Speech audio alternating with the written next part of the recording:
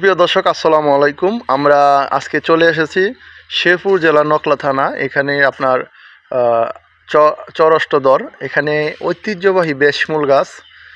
এই গাছটির বয়স আনুমানিক 1200 থেকে 1400 বছর।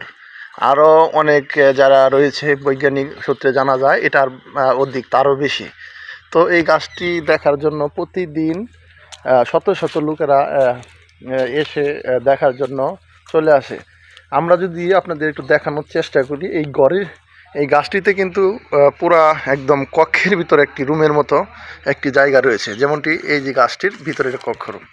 তো এই গাছটিতে এখানে কিন্তু অনেকেই শিরজা এবং হিন্দু ধর্মী যারা রয়েছে তারা কিন্তু এই গাছটিতে শিরজা এবং তারা কিন্তু সবসময় ভক্তি করে থাকে এবং মানাসিনা করে থাকে, বাংলা ভাষায় যেটা। তো আমরা যদি একটু দেখানোর চেষ্টা করি, সরকারি সূত্রে এখানে আসলে এই গাছের যে নাম এবং বিবরণ তারা কিন্তু তুলে ধরেছে। গাছটিতে প্রায় উচ্চতা আপনার 30 থেকে 40 ফুটের মতো হবে যদি দেখানোর চেষ্টা করি। আর একটা ডাল প্রায় গাছের মতোই, এটা হচ্ছে গাছ সরু। তো আমরা একজনের সাথে একটু কথা বলবো। একটু এখানে আসলে যে রয়েছে ফরিদুল ইসলাম মণ্ডল আমাদের সাথে রয়েছে, আমরা একটু তার সাথে এই গাছ সম্বন্ধে জানবো এবং গাছের বিবরণগুলো সে বলবে। ভাই কেমন আছেন?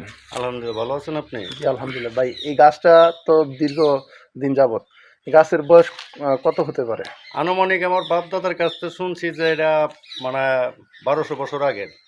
আল্লাহ পাক জানে এই গাছটা কত বছর ধরে এখানে আছে, সঠিক আমি জানি না, কিন্তু আমি যেটা জানতে পারছি যে 1200 বছর প্লাস। এই গাছের বয়স? জি জি, মানে এই গাছটা দেখার জন্য অনেক দূর দূরান্ত থেকে অনেক লোকজন আসে, বা এখন বর্তমানে ওই সরকারি তত্ত্বাবধানে আছে, ওনারা রক্ষণাবেক্ষণ করতেছে। গাছটা খুব মানে বিশ্বের মধ্যে মনে হয় এরকম গাছ আমার চোখে পড়ে নাই, আমি আর দেখি আচ্ছা নাই। আচ্ছা।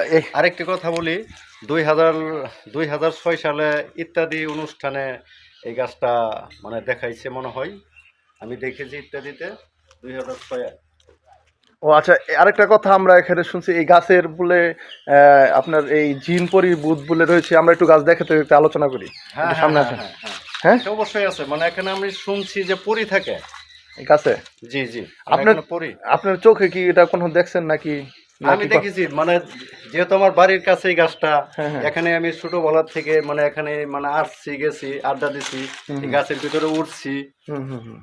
তারপর আপনার এখানে আরেকটা কথা রয়েছে, এই গাছে বলে আপনার কুড়াল দিয়ে খুব বা গাছ কাটার চেষ্টা করলে নাকে মুখে রক্ত আসে, এটা কি জি সত্যি জি নাকি? জি, হ্যাঁ, এটা সত্য এটা কথা। কি ঘটনাটা যদি আমাদের বিস্তারিত বলতেন। এটা দেখা গেল এক লোক